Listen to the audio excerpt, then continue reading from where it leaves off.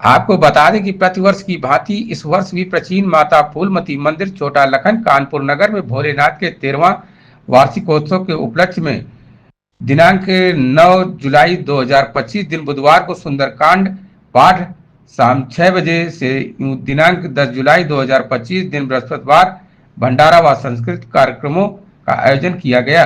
दिनांक 10 जुलाई 2025 दिन बृहस्पतिवार को भंडारे का शुभारंभ विशिष्ट अतिथि ऑस्ट्रेलिया से चलकर आए स्वामी कृष्णदास योगी गोरखमठ के कर कमलों द्वारा किया गया। मंदिर के अध्यक्ष लक्ष्मी नारायण शर्मा ने बताया कि आज गुरु पूर्णिमा के अवसर पर तमाम लोगों ने गुरुदक्षिणा ली, जिसमें भारी संख्या में लोग मौजूद रहे।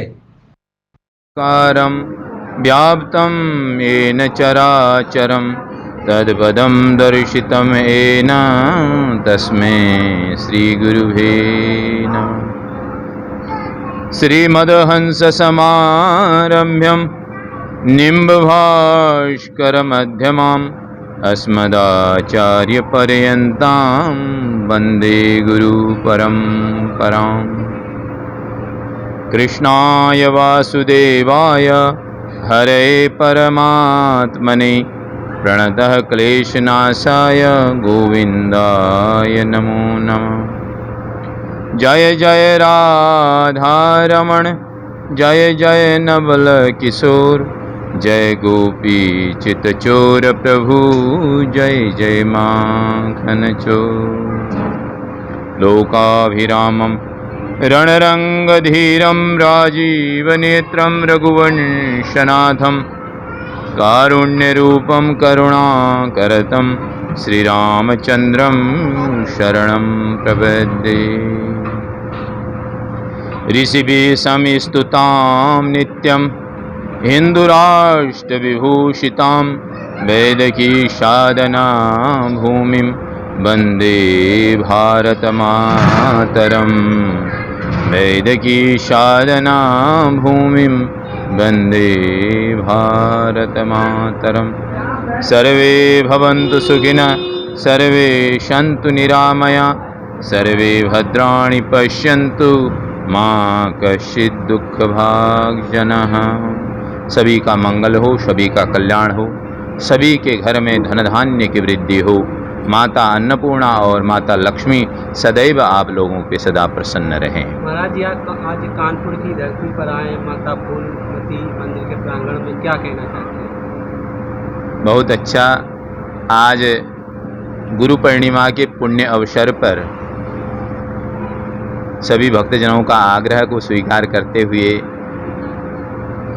सनातन हिंदू एकता महाअभियान कार्यक्रम को लेकर हम कानपुर आए हैं और इस गुरु पूर्णिमा के आज पवित्र दिन से आज भगवान व्यास ने जो 4 वेदों में 18 पुराणों में जो वर्णित किया है, गीता के महाभारत के माध्यम से गीता में जो भगवान ने कहा है, उसके माध्यम से धर्म की रक्षा के लिए अब हम सभी सनातनियों को एक हो जाना चाहिए। हमें संप्रदायों में विभक्त नहीं होना चाहिए, हमें जातियों में विभक्त नहीं होना चाहिए। भगवान तो एक ही है ना, दो तो है नहीं। एको हम द्वितीयो नास्ति न भूतो न भविष्यति। भगवान कहते हैं मैं तो भूत में भी नहीं एक ही था, वर्तमान में भी एक ही हूँ, भविष्य में भी एक ही रहूँगा। मैं तो दो तो कभी था ही नहीं। इसलिए हम सनातनियों को भी विविध संप्रदायों में अनेक भगवान को बांट कर नहीं रखना चाहिए, एक होकर रहना चाहिए। यही संदेश हम देने आए। जैसे हम लोग कहते हैं कि बंटना नहीं चाहिए, भगवान भी किसी जाति में नहीं बटे थे, लेकिन आज देखा जाए लोग जाति में बट रहे हैं, भेदभाव कर रहे हैं। उन लोगों को क्या संदेश, क्या कहना चाहते हैं? हमारे सनातन ने कभी जातियों में विभक्त किसी को किया ही नहीं। हमारे वेदों का उद्घोष है, उपनिषदों का उद्घोष है, जन्मना जायते शूद्र कर्मणा जाये उच्यते। पैदा होते ही हम शूद्र हो जाते हैं क्योंकि हम गंदी जगह से पैदा होते हैं। तो कर्मणा जाये उच्यते, जो जैसा कर्म करेगा। एक ब्राह्मण कुल में जन्म पैदा होकर भी यदि कोई शूद्र का काम करता है तो वो शूद्र है। यदि कोई शूद्र कुल में भी जन्म करके ब्राह्मणत्व ग्रहण करता है तो वो ब्राह्मण है। इसलिए ये हमारे शास्त्रों ने ये जो वर्णाश्रम व्यवस्था बनाई है, ये बहुत सुंदर व्यवस्था बनाई है। इसमें हमें विभेद नहीं करना चाहिए। शास्त्रों ने बोला ब्राह्मणस्य मुखमासित, एक ही विराट पुरुष भगवान नारायण के अंग हैं। ये विष्णु का मतलब क्या होता है? चार हाथ वाला, चार मुख वाला तो है नहीं। विष्णु का मतलब होता है विराट, जो विशाल है। कर्तुम अकर्तुम सर्व समर्थक कर्तुम, जो छोटे से भी छोटा है, अणु अणु में जो विद्यमान है, और विशाल जिसके अंदर हम हैं और हमारे अंदर जो है वो विराट पुरुष भगवान। ये समाज की संरक्षण हमें देखो, ब्राह्मणस्य मुखमाशिद बाहुराजन्य कृतः उरुतस्य यद वैश्य पदव्यागम शूद्रो अजायत। ये मुख भगवान ब्राह्मण का है, क्योंकि ये ज्ञान देता है। ब्राह्मणस्य मुखमाशिद, ब्राह्मण मुख है भगवान का।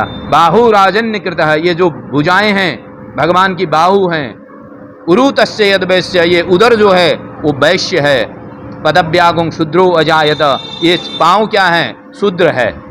और भगवान को जब हम प्रणाम करते हैं तो कहाँ करते हैं? उनके सर में करते हैं। कहाँ करते हैं? चरणों में करते हैं। इसलिए हमारे समाज ने, भगवान राम ने जब अवतार लिया तो उन्होंने शूद्रों को गले लगाया, उनके पैर छुए, उनसे अपना जो भी सिद्ध है उनको बताया, अपना कार्य सिद्ध किया और बोला कि बैर के, सबरी के हाथ के जूठे बैर खाए। भगवान ने बोला कि हम समान हैं, हम कभी दो न थे न होंगे, हम एक ही हैं, एक ही माता के पुत्र हैं, एक ही पृथ्वी से जन्मे हैं, एक ही परम पिता के संतान हैं, इसलिए हम दो हो ही नहीं सकते। इसलिए ये जाति भेद जो पहले नहीं था, ये अभी 100 सालों से जब अंग्रेज यहाँ आए तो डिवाइड एंड रूल की पद्धति लेके आए। जब यहाँ पे मुगल आए तो उन्होंने हमें विभक्त करने के लिए हमें जातियों में विभक्त कर दिया, हमें क्षत्रिय बना दिया, हमें ब्राह्मण बना दिया, हमें वैश्य बना दिया, शूद्र बना दिया। जबकि ये बहुत अच्छी पद्धति है हमारे शास्त्रों में।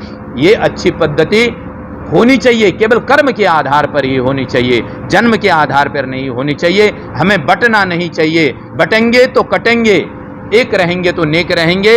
यदि एक रहेंगे तो सुरक्षित रहेंगे, अनेक रहेंगे तो हमें कोई भी काट सकता है। इसलिए इस हिंदू राष्ट्र में, ये कल भी हिंदू राष्ट्र था, आज भी हिंदू राष्ट्र है और कल भी आने वाले समय में, भविष्य में भी ये हिंदू राष्ट्र रहेगा, क्योंकि इसके अंदर ये हिंदू दो हिंसया दूयते चित्त तेन हिंदू रीति रीतः, जो हिंसा से परे रहने वाले जो संस्कृति है हमारी, जो हिंसा से दूर रहने वाली संस्कृति है, जो ये हिमाचल से लेकर इंडस ओशियन तक का जो भूभाग है, यहाँ पर ये इसको बोला हिंद।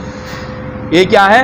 हिंद। हिंदुओं की रहने की जगह है। इसलिए हमारे यहाँ तो 33 करोड़ उपासना पद्धति है। हमारे संस्कृति में 33 प्रकार की उपासना पद्धति है।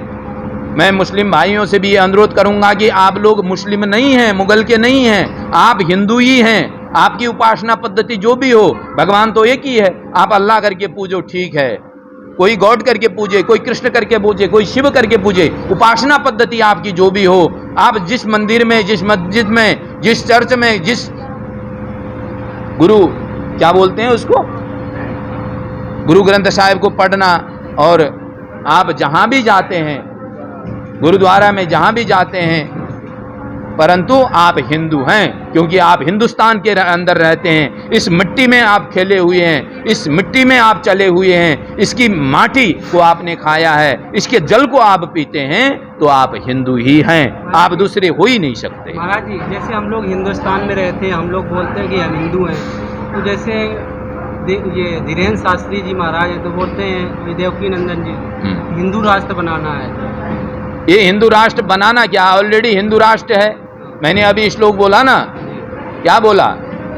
ऋषि भी समिस्तुताम नित्यम हिंदू राष्ट्र विभूषिताम वैद की साधना भूमि वंदे भारत मातरम। ये भारत माता सदैव हिंदू था, हिंदू राष्ट्र था। केवल संविधान में कुछ गलतियों की वजह से उन लोगों ने लिख दिया, नहीं, गलत हो गया हमारे साथ, और उसी संविधान को परिवर्तन करना है। उसके लिए आप सब लोगों की एकता की आवश्यकता है। हम बटेंगे तो सुरक्षित नहीं रहेंगे। आने वाले 15 साल में आप अपनी जगह ढूंढ लो, कहाँ जाना है, मैं भी जाऊंगा साथ में। कल को अफगानिस्तान में भी हम ही थे, पाकिस्तान में भी हम ही थे, बांग्लादेश में भी हम ही थे। मगर अभी आप ऐसे बैठ के सत्संग कर सकते हो उन देशों में? नहीं कर सकते हो। इसलिए यदि अपनी आपको अभी सुरक्षित नहीं रहना है, हमें दूसरे संप्रदाय से कोई मतलब नहीं है, दूसरे धर्मावलंबी से कोई मतलब नहीं है, खुद को सुरक्षित करना है, खुद को एक करना है। मैं अभी भी इस चैनल के माध्यम से ये उद्घोष करना चाहता हूँ, ये अनुनय विनय निवेदन करना चाहता हूँ कि आप जातियों में, संप्रदायों में मत बटिए। जब जहाज डूबेगा तो आपकी कमरे सुरक्षित नहीं रहेंगे। जब सनातन का जहाज डूबेगा तो सारा जहाज डूबेगा, आपके कमरे सुरक्षित नहीं रहेंगे, आपकी जातियां सुरक्षित नहीं रहेंगे, आपके संप्रदाय सुरक्षित नहीं रहेंगे, सारा जहाज डूब के चले जाएगा। इसलिए मैं अनुरोध करना चाहता हूं कि उस जहाज को बचाइए, नहीं कि अपने कमरे को बचाना है। अभी आपको अपने कमरे को नहीं बचाना है, अपनी पूरी, आपकी गाड़ी खराब होगी, इंजन खराब होगा तो उसका टायर चेंज करके क्या करोगे? इंजन चेंज करो ना भाई, उस पूरी गाड़ी की सुरक्षा करो, अन्यथा आप सुरक्षित नहीं रहोगे। माताजी हंस रही हैं, तो मैं निवेदन करना चाह रहा हूं कि अभी हंसने का समय नहीं, रोने का समय है। अच्छा महाराज जी, एक क्वेश्चन, जैसे कि कुछ लोगों ने कहा जैसे कि भागवत कहने का अधिकार केवल ब्राह्मणों का, क्या जो ज्ञानी है वो भागवत नहीं कह सकते? मैंने पहले ही बोल दिया ना, ब्राह्मणस्य मुखमासीत् बाहु राजन्यकृतः उरु तस्य यद्वैस्य पदव्यागुं शूद्रो अजायत। वैसे तो वेद व्यास जी ब्राह्मण कुल में ही जन्मे, मगर मत्स्यगंधा के उदर से भी पैदा हुए, है ना। इसलिए उन्होंने अपने आप को परिष्कृत किया, उन्होंने अपने आप को ब्राह्मण सिद्ध किया। विश्वामित्र जी ने तपस्या करके अपनी उपासना से अपने आप को ब्राह्मण सिद्ध किया। पहले ब्राह्मण को ब्राह्मण सिद्ध करो, खुद को ब्राह्मण सिद्ध करो, ब्राह्मण सिद्ध करने के बाद कथा वाचन करो। कथा तो कोई भी कह सकता है, मगर उसके भी नियम है, आचार है, विचार है ना। आचार विचार पवित्रता रखो। भागवत कोई भी कह सकता है, और कोई भी कहने का मतलब ये नहीं है कि जिसका आचार विचार, उठना बैठना सोना जिसका अर्थपूर्ण होगा वही भागवत का अधिकारी है। महाराज जी, आपने जैसे कहा कि जातियों में न बटो, ये कौन है जो जातियों में बांट रहे हैं हमें? ये राजनेता हैं, अपनी उल्लू सिद्ध करने के लिए बैठे हुए हैं भाई, बांट रहे हैं हमको। अपना वोट बैंक बढ़ाने के लिए हमें डिवाइड एंड रूल, हैं, विभक्त हो और हमें जिताओ, क्योंकि उनको पैसे कमाने हैं भाई। इसलिए आप उनके चक्कर में मत आओ। एक तरफ से कह रहे हैं कि एक हो, एक तरफ से कह रहे हैं जाति में बांटने का वो कर रहे हैं। कौन एक हो बोल रहे हैं? वो तो उनकी भाषा है ना कि अगर बटोगे तो कटोगे। वही तो बोला ना, योगी जी जो कर रहे हैं वो सनातन के लिए कर रहे हैं, और जो कर रहे हैं वो अपने वोट बैंक के लिए कर रहे हैं। वो योगी हैं और भोगी हैं, सीधी सी बात है ना। इतना तो समझ में आना चाहिए। योगी जी सारे राष्ट्र के लिए कर रहे हैं, सारे उत्तर प्रदेश के लिए कर रहे हैं, और जो दूसरे लोग हैं वो भोगी हैं, वो केवल अपने लिए कर रहे हैं, अपने परिवार को बढ़ावा देने के लिए कर रहे हैं, है ना। अपनी बीबी को सांसद बनाने के लिए, अपने बेटे को मंत्री बनाने के लिए, अपने आस पड़ोसियों को जो भी हैं, अपने ही लोगों को देखेंगे। आप लोगों को कभी देखा उन्होंने इतने साल में? आपकी आज़ादी को आपको कब अधिकार दिया बताओ? इस देश में 2 कानून चलते हैं। किसी देश में ऐसा होता है 2 कानून चलते हैं? आपको सदैव उपेक्षित किया गया है। आपके मंदिरों की चंदा वो ले जाते हैं, आपके मंदिर को टैक्स देना पड़ता है, और अभी उनके पास तो बफ बोर्ड है, आपके पास क्या है? सनातन बोर्ड भी नहीं है। आप अपने आप को सुरक्षित कैसे रखेंगे कल को? आपके पास है क्या? उनके पास तो 36 करोड़ 35 लाख एकड़ भूमि है। आप क्या हिंदू राष्ट्र आसमान में बनाओगे? पहले अपनी भूमि को लेने का प्रयत्न करो, रोडों में निकलो, सत्याग्रह करो, आंदोलन करो। मैं सब कानपुर वासियों को यह भी निवेदन करना चाहता हूं कि मेरा यहां आने का उद्देश्य, विश्व हिंदू एकता मंच का यहां कानपुर में आने का उद्देश्य सनातन को एकत्रित करने का है। हिंदू राष्ट्र सद्भावना महायज्ञ के माध्यम से कानपुर और सारे भारतवर्ष को हम एकत्रित करेंगे। हिंदू राष्ट्र नहीं तो क्यों नहीं, क्योंकि हमारे ऋषि मुनि की तपोभूमि है ये। हमारे ऋषि मुनियों और हमारे भगवान, हमारे देवताओं का प्राकट्य स्थल है ये। हमारे महादेव की क्रीड़ा स्थली है। हमारी नवदुर्गा भवानी यों का ये स्थान है। तो हिंदू राष्ट्र नहीं तो फिर क्या? फिर आप लोग इसको क्या बनाना चाहते हैं?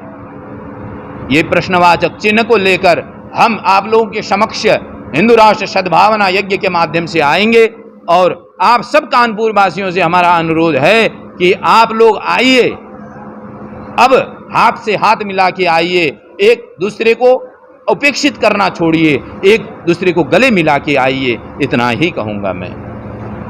हकीकत आज 13वां इनका जन्मोत्सव चल रहा है।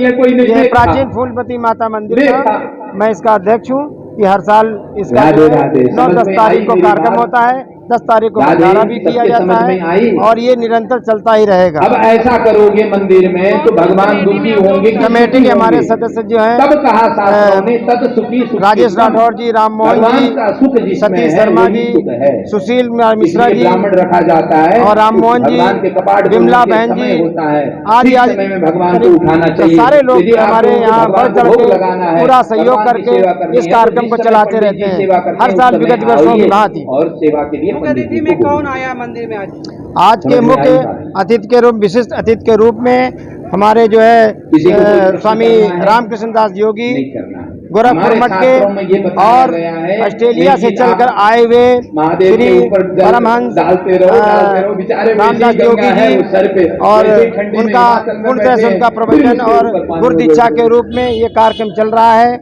और ये तो तब भगवान से प्रेम यदि आज करोगे, गुरु पूर्णिमा के दिन स्वार्थ के लिए आओगे मंदिर में, ऑस्ट्रेलिया से आए हुए मान जी उनका कार्यक्रम चल रहा है। ये राधे।